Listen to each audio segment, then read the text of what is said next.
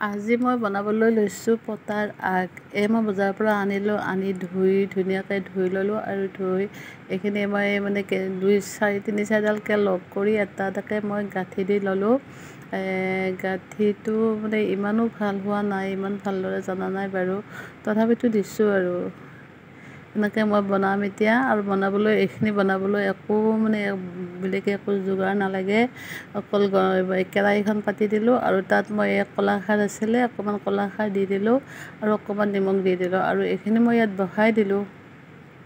আৰু এতিয়া এইখিনি উতলিবলৈ দিম। এটা এটাকৈ মই গোটেইখিনি বহাই দিলোঁ আৰু এইখিনি উতলিবলৈ দিম আৰু সিজিব দিম আৰু বিশেষ একো দিব নালাগে, তেল মছলা কোনো একো নালাগে।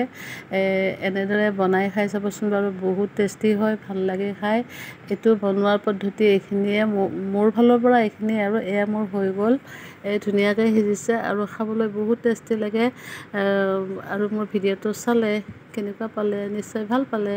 Bye bye.